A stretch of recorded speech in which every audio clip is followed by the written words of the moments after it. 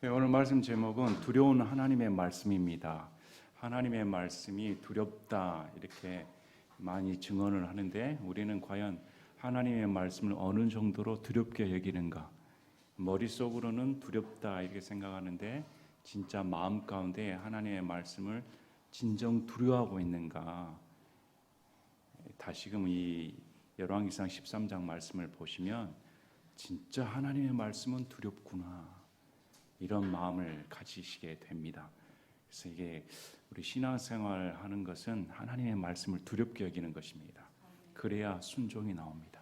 하나님의 말씀을 두려워하지 않는다면 순종할 수가 없죠. 자기 멋대로 사는 것이지. 성경에서 우리 구약 성경에서 하나님의 말씀이 얼마나 무서운지 읽어보면 야 진짜 하나님의 말씀은 절대적이고 두렵구나 이런 마음을 가지시게 됩니다. 그래서 열왕기상 13장 사건을 통해 우리의 신앙을 재조명해보고 당시 상황에서 어떻게 이런 일이 펼쳐졌을까, 또 하나님께서는 이 13장을 기록하심으로 말미암아 지금 읽는 독자들에게 무엇을 가르쳐 주시기 위해 이걸 기록해 놓으셨을까, 이런 관점으로 보셔야 됩니다. 그 13장 사건은 성경에서 많이 회자되기도 합니다. 이 이야기 자체가 왜 이 젊은 대언자, 늙은 대언자 굳이 이런 얘기를 적어놓을 필요가 있었을까? 왜 이 구절을 넣어서 이 얘기를 삼았을까? 그래서 풀이도 제각각입니다. 왜 하나님께서 자세히 말씀하시지 않으시기 때문에, 상황에 대해 말씀하지 않기 때문에 이걸 해석하는 사람도 제각각 해석을 합니다. 항상 성경이 제시한 만큼만 가야 됩니다. 성경이 제시한 만큼만 가서 우리가 이해하도록 노력을 해야 됩니다. 열왕기상 13장 배경에 대해 말씀을 드리겠습니다.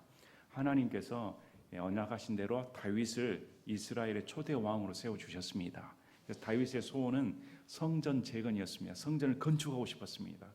성전을 건축한 것이 다윗의 소원이었는데 하나님께서 너는 안 되고 네 아들을 통해 내가 성전을 건축하도록 해주겠다. 그래서 그 아들 솔로몬이 다윗이 마련해놓은 모든 자원을 총동원하여 성전을 건축을 합니다. 그래서 하나님께서 솔로몬에게 언약의 말씀을 주셨습니다.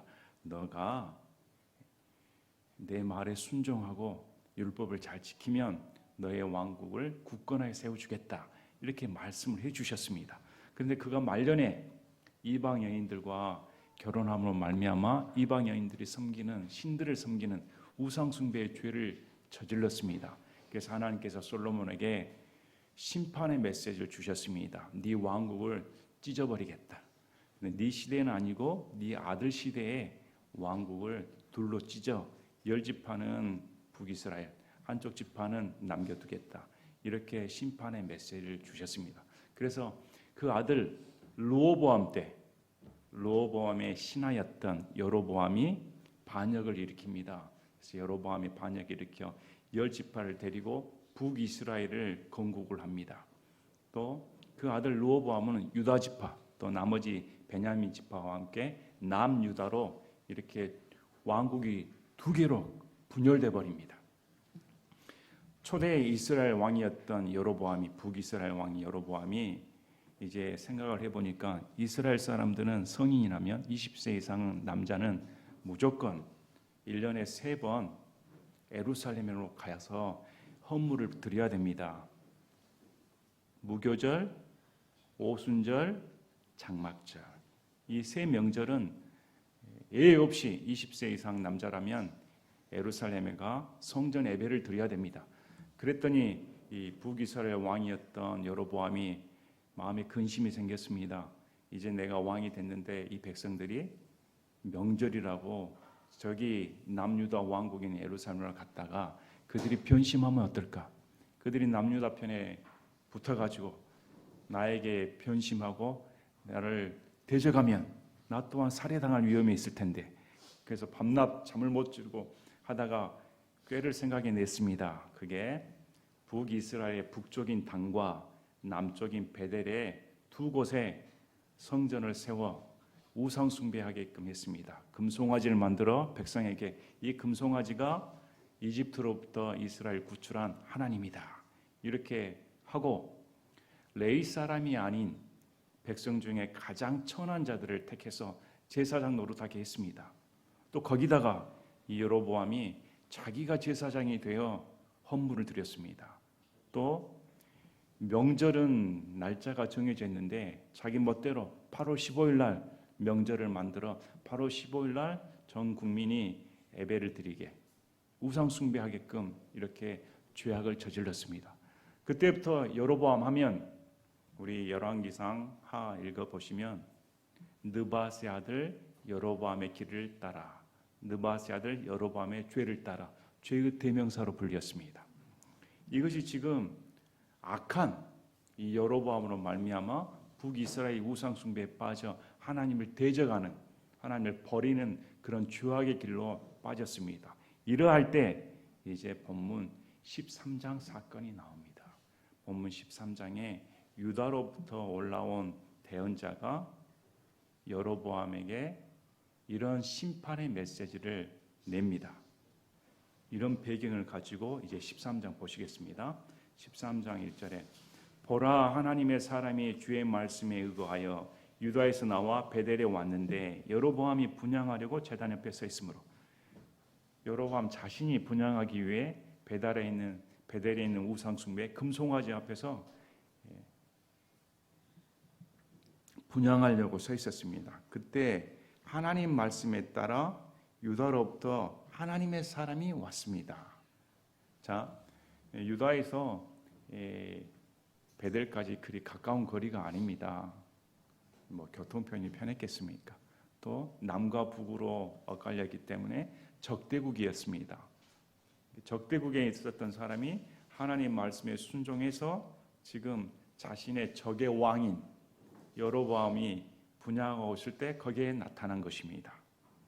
그래서 이 사람이 제단을 향해 주의 말씀을 외치되 오 제단아 제단아 주께서 이같이 말씀하시니라 보라 다윗의 집에 요시아라는 이가 태어날 터인데 그가 내 위에서 분향하는 상단들의 제사장들을 내 위에 헌물로 드릴 것이요 또 사람들의 뼈를 내 위에서 태우리라 하고 용감하지 않습니까?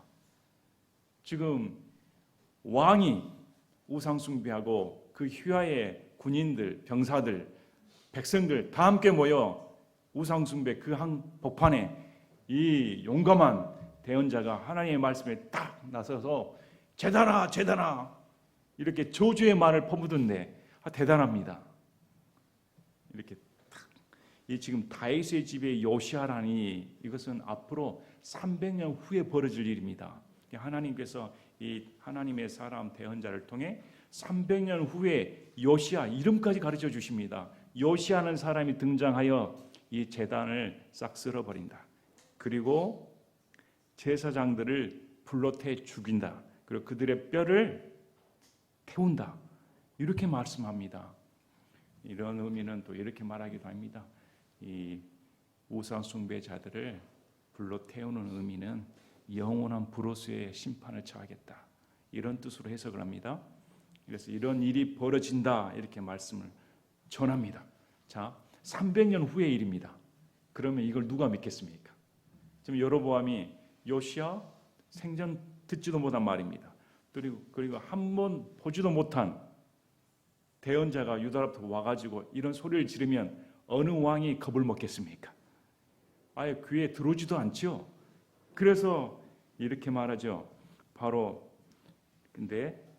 그날 그가 표적을 주며 이르되 이것은 주께서 말씀하신 표적이라 보라 제단이 갈라지고 그 위에 있는 재가 쏟아지려 하니라. 그래서 하나님께서는 이 대언자의 말이 사실임을 입증시켜 주시기 위해 표적을 주십니다. 그래서 성경의 모든 표적은 대언자, 사도, 예수님 할 것 없이 주신 표적의 목적이 뭡니까? 이 전하는 말씀이 하나님의 말씀이라는 사실을 입증시켜 주시기 위해 표적을 주십니다. 그래서 하나님께서 이 말이 사실인 것을 보여주기 위해 멀쩡한 제단이 갈라져 버리고 그 위에 분향했던 재가 다 쏟아져 버렸습니다. 이걸 보면 여로보암이 놀라야 할 텐데 놀라지 않습니다. 놀라지 않고 오히려 하나님의 사람이 베델에 있는 제단을 향해 외쳐 말하는 것을 여로보암 왕이 들을 때 제단에서 손을 내밀며 그를 잡으라 하고 말하였는데 그를 잡으라 이렇게 말합니다. 했을 때 그 내민 손이 말라버립니다. 손이 말라버려서 들어오질 않습니다. 이게 움직여지질 않습니다. 자, 두 가지 사건이 벌어졌습니다. 멀쩡한 제단이 갈라진 것과 자기 손이 말라버린 것. 그래서 말라버렸더니 이 사람이 이렇게 말합니다. 왕이 하나님의 사람에게 응답하여 이르되 이제 주 곧 내 하나님의 얼굴을 향해 간구하고 나를 위해 기도하여 내 손이 다시 내게 회복되게 하라 하며 하나님의 사람이 주께 간청하니 왕의 손이 다시 그에게 회복되어 전과 같이 되니라. 하나님의 사람에 간청하죠. 이 사람 진짜 하나님의 사람이구나. 그래서 너 하나님께 좀 간청해 달라 했더니 자기 손이 다시 온전하게 되었습니다. 이런 표적을 체험한 사람입니다. 기적을 체험한 사람입니다. 그래서 이 사람이 왕이 하나님의 사람이 이르되 나와 함께 집에 가서 원기를 회복하라. 내가 내게 보상을 주리라. 이 사람이 보통 사람이 아니구나. 그래, 내 집으로 초청할 테니까 먹고 마시고 원기를 회복해라. 먼 길 왔으니까 회복해라 했더니 이 하나님의 사람이 이렇게 말합니다. 하나님의 사람이 왕께 이르되 왕께서 왕의 집 절반을 내게 줄지라도 나는 왕과 함께 들어가지 아니하고 이곳에서 빵도 먹지 아니하며 물도 마시지 아니하리라. 주께서 말씀으로 내게 이같이 명하여 이르시기를 빵도 먹지 말고 물도 마시지 말며 내가 왔던 같은 길로 되돌아가지도 말라 하셨나이다 하고는 이에 그가 다른 길로 가고 자기가 베델로 올 때 택한 길로 되돌아가지 아니하니라. 이 하나님의 사람은 철저히 하나님의 말씀을 지키는 사람이었습니다. 자기가 자칫 잡혀서 목숨이 위험한 상황에 빠진 것을 알고 있음에도 불구하고 하나님의 말씀에 순종해서 거기서 외친 사람이었습니다. 또 아울러 심신이 이제 허탈했을 텐데 자기 사명을 다 했습니다. 다 했을 텐데 또 목이 마르고 허전했을 텐데 또 왕이 보상까지 해준다는 유혹을 했을 텐데 단호히 거절합니다. 하나님께서 이 베델에서는 빵도 먹지 말고 물도 마시지 말라 했다. 또 내가 왔던 길로 돌아가지도 말라고 했다. 이렇게 말합니다. 빵도 먹고 마시지 말라는 의미는 교제하지 말라는 말입니다. 사마리아 사람과 유대인은 교제하지 않았습니다. 함께 식사도 나누지 않았습니다. 또 유대 사람들은 사마리아 땅에 들어가지도 않았습니다. 그 이유는 부정타니까. 죄가 탄다고 생각했습니다. 내가 더럽혀지니까. 마찬가지입니다. 하나님의 사람이 말하는 내용이 뭡니까? 이 베델은 더러운 곳이다. 이 더러운 곳에 내가 너와 함께 네가 나에게 재헌 재산을 준다 해도 나는 안 한다. 나는 하나님께서 이걸 더러운 곳이라고 말씀하셨으므로 나는 그대로 명령에 순종해서 간다. 이렇게 합니다. 과연 여러분은 어떨까요? 우리 하나님의 말씀을 순종했고 하나님의 말씀에 기적이 일어났으며 내 손을 통해 이런 표적과 기사가 일어났다면 그만한 대가를 누릴 수 있을 것 같은데 하나님의 말씀, 사람은 역시 하나님의 사람입니다. 단호히 뿌리치고 다시 이제 왔던 길이 아닌 다른 길을 통해 갑니다.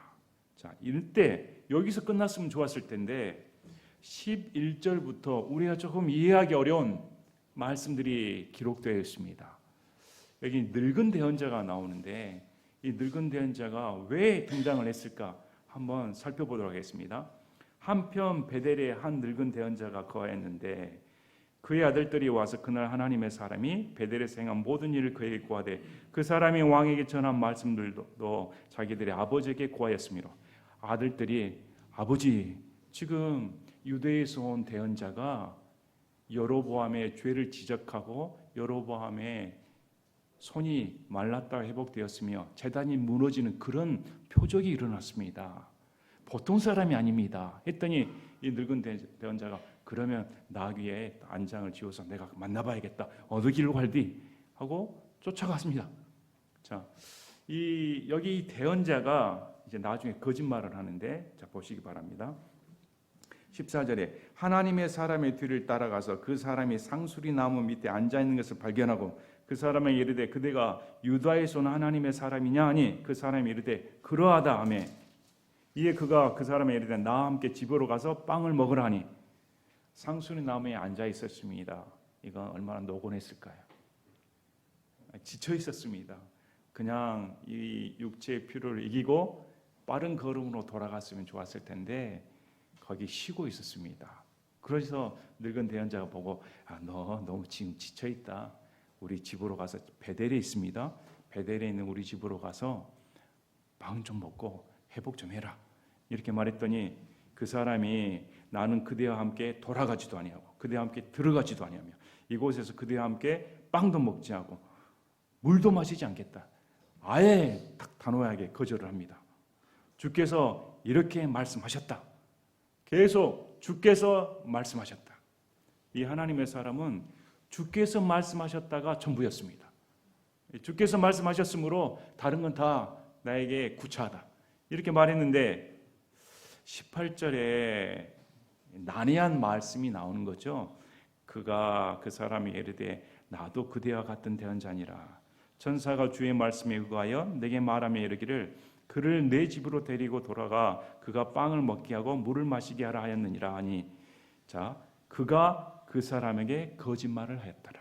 이 늙은 대언자가 거짓말했습니다. 천사를 들먹여서 나도 대언자인데 천사가 내게 말했어. 너 데리고 가서 먹으래. 이렇게.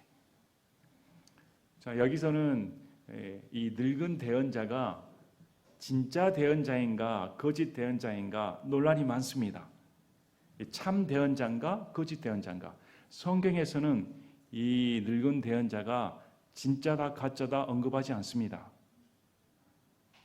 옛날에 서부 영화를 본 적이 있습니다. 우리 서부 영화를 보면 권선징악이 뚜렷하죠. 보통 서부 영화는 주인공이 악당들을 다 섬멸해버리는, 주인공은 절대 선이고 악당은 절대 악이고, 그래서 보는 입장에서 저 악이 언제 무너지지? 막판에 딱 주인공이 1대1로 싸워서 악당이 무너지면 역시 쾌감을 느낍니다. 그런데 혹시 마카로니 웨스턴 영화라고 아십니까? 스파게티 웨스턴. 보통은 미국산인데 이건 이탈리아산입니다. 이탈리아 감독이 만든 영화.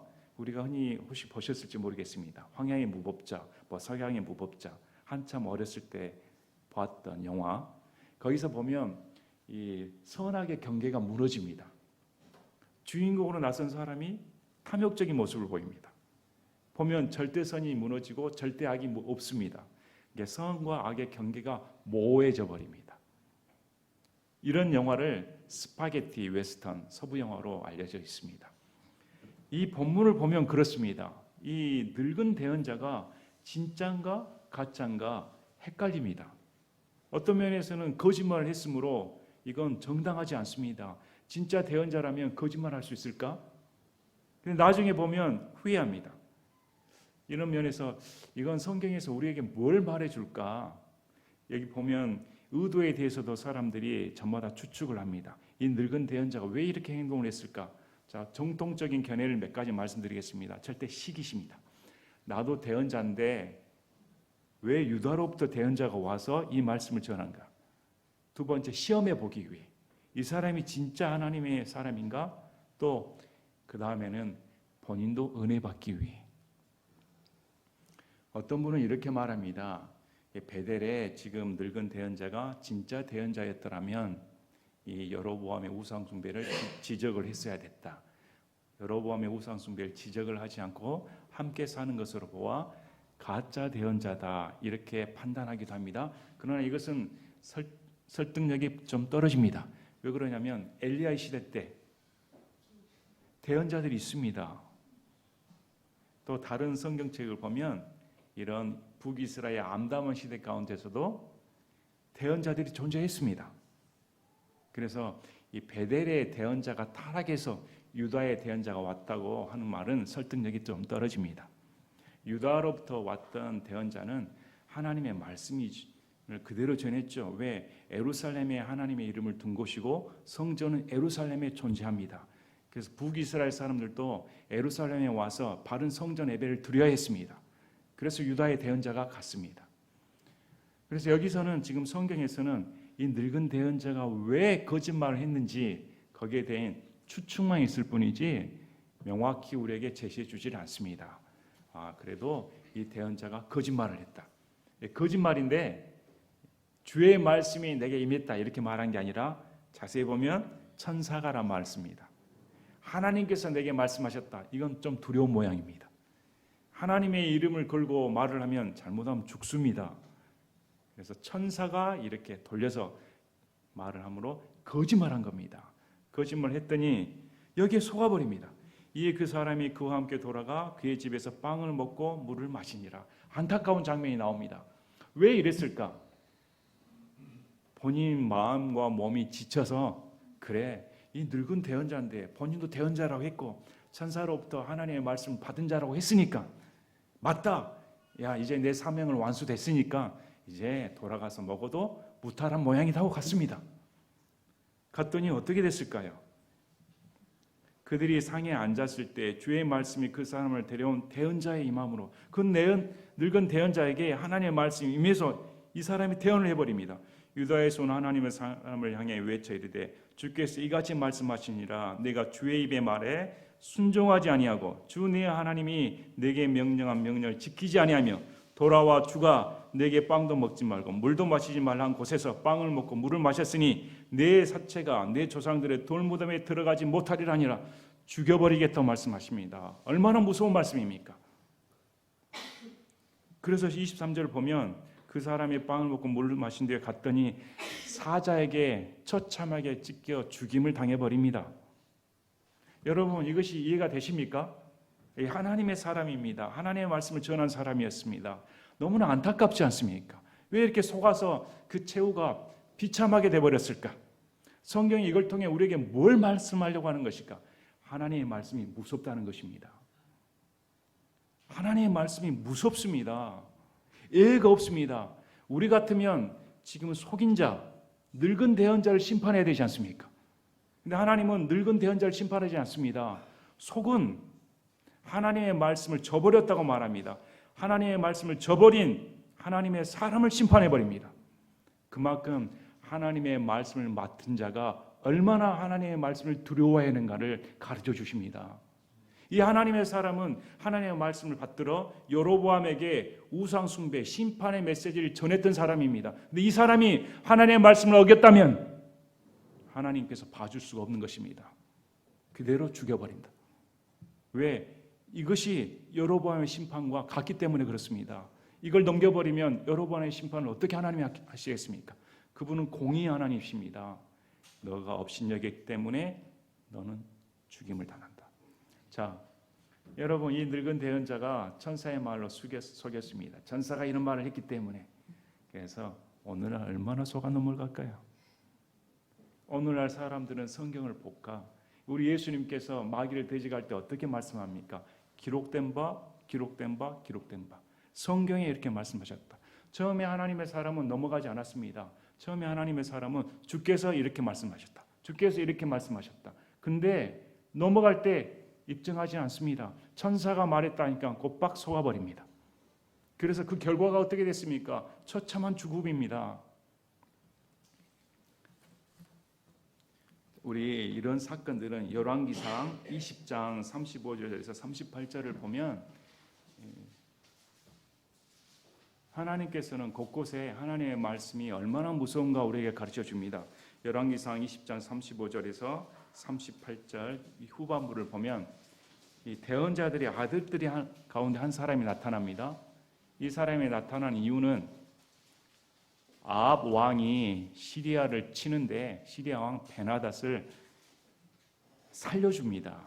그래서 하나님께서 이 대언자를 통해 아합 왕을 심판하는 본보기를 보이기 위해 말씀하시는데 대언자들 아들 가운데 어떤 사람이 주의 말씀으로 자기 이웃에 이르되 원하건대 나를 치라 하였는데 그 사람이 그를 치기를 거부함으로 하나님께서 아합에게 시리아 왕 베나닷을 쳐 죽여라 했는데 죽이지는 않았습니다. 이걸 빗대어 지금 말씀하는 겁니다. 근데 이 대언자가 대언자의 아들들이었습니다. 같은 이웃에게 하나님께서 지금 너 보고 날 치라고 한다. 나 때려 했더니 아유 임근정제님 양현님 때릴 수 있습니까? 아유 하나님께서 지금 내게 말씀하셨다. 나를 쳐라 했더니 아이고 내가 어떻게 널 때리냐. 너랑 아는 사이가 없는데 우리 소꿉친구 아니니? 근데 지금 때리라고 너 제정신이니? 이렇게 생각할 수도 있습니다. 근데 어떻게 됐을까요? 그 결과가 하나님의 말씀에 의거해서 치락했는데 지지 않는 자가 사자에게 죽임을 당합니다. 처참한 죽음을 당합니다. 그리고 그 광경을 본 옆에 사람에게 너 나 쳐라 했더니 아이고 하고 때리죠. 이건 성경에서 뭘 말씀해 주십니까? 하나님의 말씀을 순종하지 않는다는 죽임을 당한다는 것입니다. 우습게 생각해서는 절대 안 됩니다. 하나님의 말씀이 얼마나 두려운가. 자, 이런 사건들은 성경에 기록되는데, 자, 오늘 보시면 26절에 그 사람을 길에서 데리고 돌아간 대언자가 그것을 듣고 이르되 그것은 주의 말씀에 순종하지 아니한 하나님의 사람이니라. 이 늙은 대언자가 이 하나님의 사람의 죽음에 대해 주의 말씀에 순종하지 아니한 하나님의 사람 이렇게 가리킵니다. 그리고 주께서 그에게 친히 하신 말씀에 따라 주께서 그를 사자에게 넘겨주심에 사자가 그를 찢어 죽였도다 하고 29절에 28절을 봤더니 이 죽음이 예사롭지 않죠. 사자가 찢어 죽였는데 나귀가 옆에 서 있었습니다. 나귀도 도망가지 않고 사자가 나귀나 이 대언자를 잡아먹지도 않습니다. 이건 하나님의 심판이었다는 사실을 우연히 발생한 게 아니라 하나님의 심판에 의해 하나님의 사람이 죽임을 당했다는 것을 보여준 표적입니다. 자, 그 대언자가 하나님의 사람의 사체를 들어 나귀에 싣고 그것을 가지고 돌아왔으며 그 늙은 대언자가 도시로 와서 애곡하며 그 사람을 묻되 그 사람의 사체를 자기 무덤에 두니 그들이 그 사람을 위해 애곡하며 이르되 아 내 형제여 하니라. 자, 늙은 대언자는 비통했습니다. 왜? 자기 때문에 죽었으니까. 얼마나 죄책감에 시달렸을까요? 자기는 그렇게 생각할지 몰랐는데 자기는 거짓말을 단순하게 생각했습니다. 거짓말하고 이 사람과 함께 교제를 나눠야겠다. 검증해봐야겠다. 이렇게 가벼운 수준으로 생각했는데 하나님의 말씀이 임해서 죽여버리니 이건 내 탓이라는 것이죠. 그래서 슬퍼했다. 애곡하며 울었습니다. 아, 내 형제요. 그가 그 사람을 묻은 뒤에 자기 아들들에게 말했는데 내가 죽거든 하나님의 사람을 묻은 돌 무덤에 나를 묻되 내 뼈를 그의 뼈 옆에 두라. 내 책임이다. 그래서 함께 동반자 역할을 하겠다. 그리고 이 사람이 증언을 합니다. 이는 그가 베델에 있는 제단과 사마리아의 도시들에 있는 산당들의 모든 집을 향해 주의 말씀에 의거하여 외친 말이 반드시 이루어질 것이기 때문이라. 이 말씀을 주시기에 살려준 겁니다. 이해하시겠습니까? 이 늙은 대언자는 이걸 보고 야 진짜 하나님의 사람이 죽임을 당했고 진짜 하나님의 사람이 외친 말씀이 그대로 이루어진다. 자, 그리고 나서 이 일 뒤에가 나옵니다. 이 일 뒤에 여로보암이 자기의 악한 길을 버리고 돌아오지 아니하였다.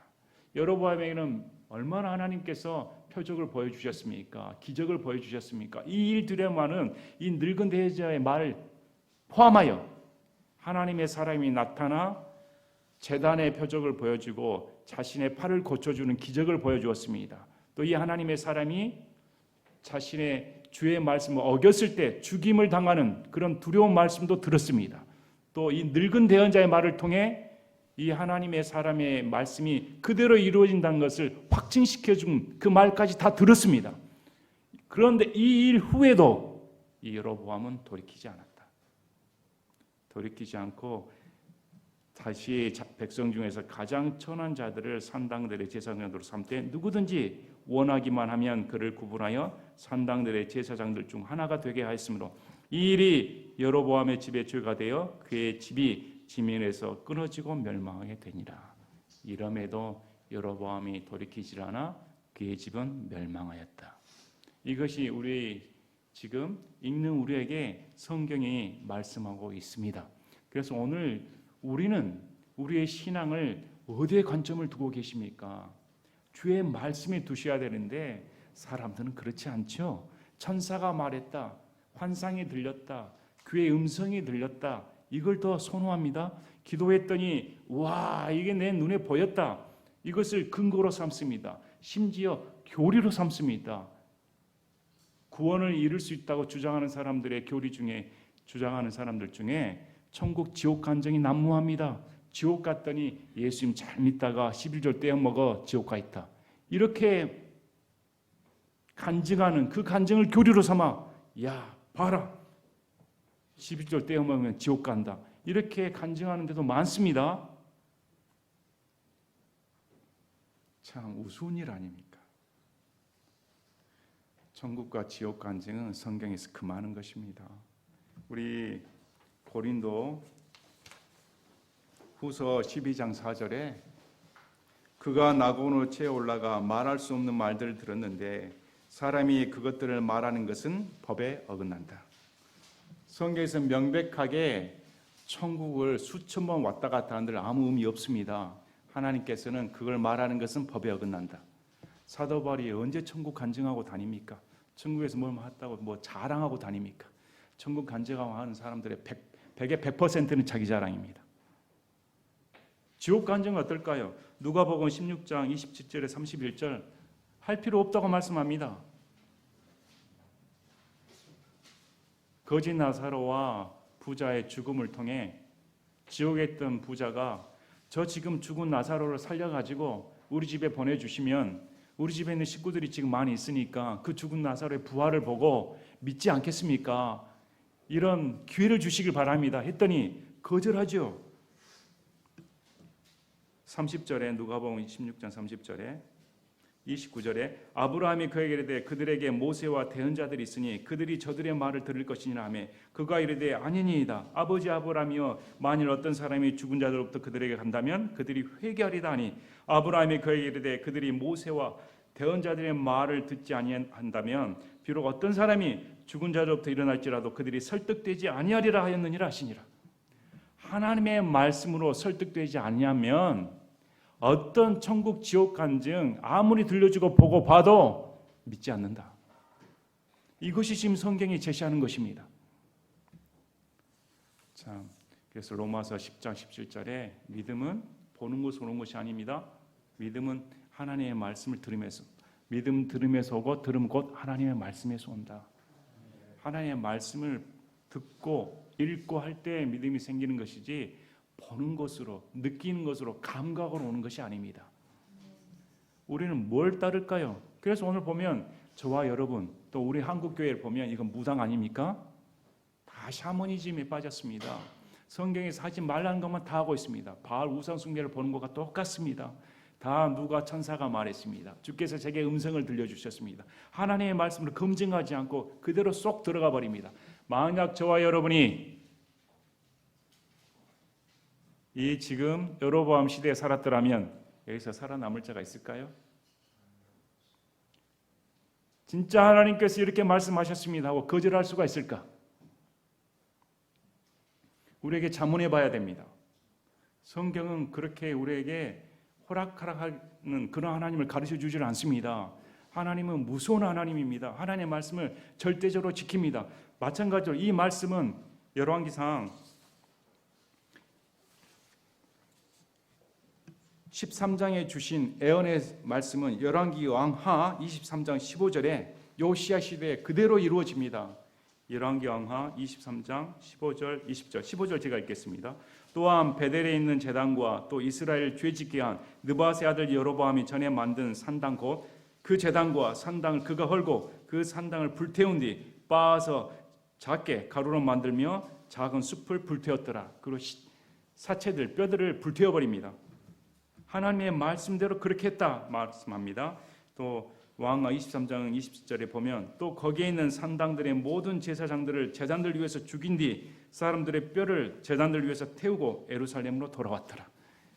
하나님의 사람을 통해 태어난 300년 전의 말씀을 그대로 300년 후에 요시야를 통해 입증시켜 주십니다. 그대로 됩니다.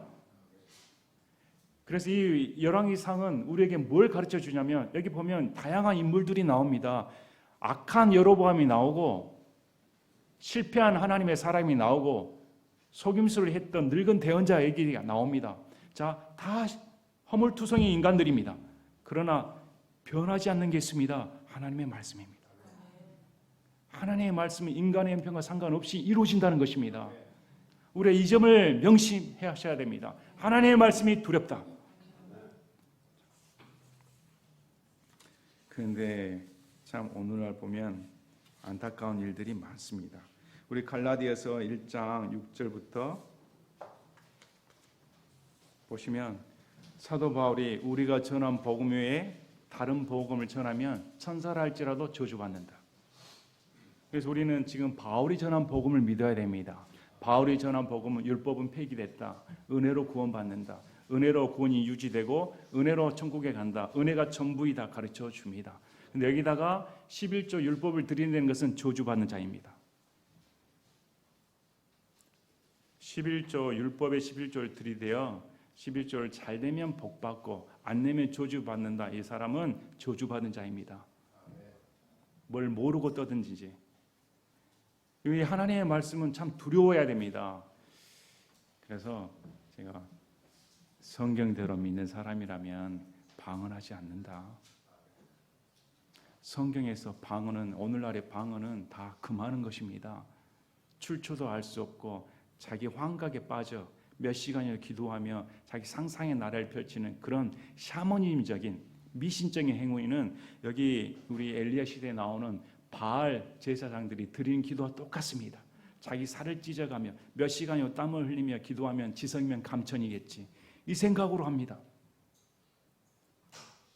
자기 착각에 빠지는 것입니다. 자, 우리 성경 하나 보실까요? 사무엘상 15장 22절에서 23절을 우리 흔히 듣던 말씀입니다. 그러나 깊게 생각해 보실 바랍니다. 사무엘상 15장 22절 23절 사무엘이 이르되 주께서 번제 헌물과 희생물을 주의 음성에 순종하는 것만큼 크게 기뻐하시니까 보소서 순종하는 것이 희생 헌물보다 낫고 귀를 기울이는 것이 순양의 기름보다 나으니 거해가는 것은 마술죄와 같고 완고한 것은 불법과 우상 숭배와 같나이다. 왕이 주의 말씀을 버렸으므로 그분께서 왕을 버려 왕이 되지 못하게 하셨나이다. 사울은 핑계를 댔습니다. 하나님께서 아말렉에 있는 것은 다 진멸해라. 근데 아말렉 왕 아각을 살려줍니다. 또 거기 살진 소와 양들은 살려주고 좋은 것들은 남겨두었습니다. 왜? 하나님께 드리고 싶어서 이렇게 거짓말합니다. 그랬더니 사무엘이 그렇게 좋은 살과 소와 양으로 하나님이 기뻐하겠느냐? 하나님 기뻐한 건 뭡니까? 아말렉을 다 진멸했어야 됐다. 오늘날 방언 6시간 7시간 기뻐하겠는가? 11조 내는 거 기뻐하겠는가? 율법을 들이대며 복받고자 하는 것을 기뻐하겠는가? 천국 간증 지옥 간증 한다고 그거 듣는 걸 기뻐하시겠는가? 아니라는 것입니다. 하나님의 말씀에 순종하는 것을 기뻐하신다. 참 하나님께서 여자 목사는 안 된다 하지 말라고 하지 않습니까?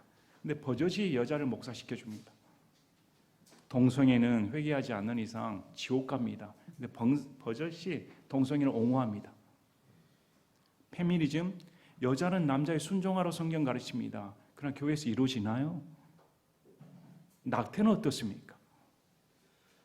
교회가 아닙니다. 우리 역사를 통해서 하나님 보여주셨습니다. 러시아 공산국가를 통해 러시아, 중국을 통해 또 북한을 통해 공산주의에 사로잡히면 저런 망령에 시달려 결국 인생이 파면되고 온 백성들이 고통과 도탄에 빠지는 그런 현실을 보고도 깨닫지 못한다. 그러면 변명의 여지가 없습니다. 목사로서 분명히 말씀드리지만 좌파 목사는 목사 될 자격이 없습니다. 참과 거짓을 구별하지 못하는데 무슨 목사 노릇을 합니까? 하나님의 말씀을 두려워해야 됩니다. 하나님의 말씀은 우리가 하나님의 말씀을 정말 두려워한다 하면 야, 진짜 하나님의 말씀만이 살아있구나.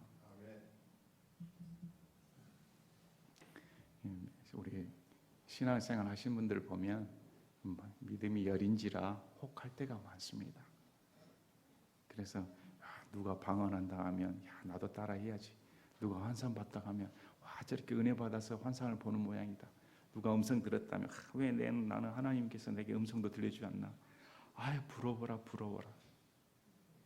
믿음이 오락가락한 사람들은 그렇습니다. 그러나 말씀에 기초한 사람은 그거 신경 쓰지 않습니다. 왜? 그게 믿음의 근거가 될 수 없으니까. 믿음의 근거가 될 수 없으니까 내 믿음의 근거는 주께서 이렇게 말씀하셨습니다. 주께서 이렇게 말씀하셨습니다. 주의 말씀만이 진리입니다. 이렇게 분명하게 하셔야 됩니다. 아마 우리 교회 오셨어도 여기 보면 우리 교회 오시기 전에 방언하신 분들 많이 계셨을 겁니다. 그래서 제가 방언은 가짜입니다. 그런 것은 미혹되면 안 됩니다. 이렇게 말하니까 거부감이 드신 분도 계셨을 겁니다. 아니 나는 내가 좋고 하고 하면 기분도 풀리고 이렇게 기적도 있는 것 같고 야 좋은데 왜 저런 말을 할까? 성경을 보니까 어떻게 나옵니까? 성경의 잣대를 들이대니까 오늘날 방언은 다 가짜라는 사실을 명백하지 않습니까? 참 이 우리나라 교회 현실을 보면 샤머니즘에 물들어서 하나님의 말씀을 업신여기는 그런 시대로 들어가 버렸습니다. 그래서 말세가 될수록 하나님의 말씀을 두려워하는 사람은 거의 없어집니다. 이것이 심판입니다. 이것이 심판에 임박했다 이렇게 생각하셔야 됩니다. 자, 오늘 말씀을 보셨더니 우리가 하나님 말씀 두려워해야겠죠. 이 여로보암처럼 되면 되겠습니까? 그래서 이 여로보암은 눈으로 보고 아무리 기회가 있어도 내팽개쳤습니다. 하나님의 말씀에 순종하지 않았습니다. 그래서 그 집안이 파멸당하는 하나님 그렇게 은혜의 손길을 펼쳤는데 돌이키지는 않았습니다. 누구 잘못입니까? 여로보암 탓입니다. 오늘도 하나님께서는 교회를 통해 또 신자들을 통해 많은 매스컴을 통해 다양한 유튜브 방송을 통해 복음을 전하고 계십니다. 그런데 이 복음을 거부하고 믿지 않는 것은 이 여로보암처럼 완악한 마음 때문에 지옥 가는 것입니다. 그래서 우리가 이런 하나님의 사람이라고 하면 그런 남들 말에 미혹당할 것이 아니라 기록된 바 성경이 이렇게 말씀하셨다. 이렇게 분명하게 신앙생활하는 그런 저와 여러분이 되시기를 진심으로 바랍니다. 제가 기도하고 마치겠습니다.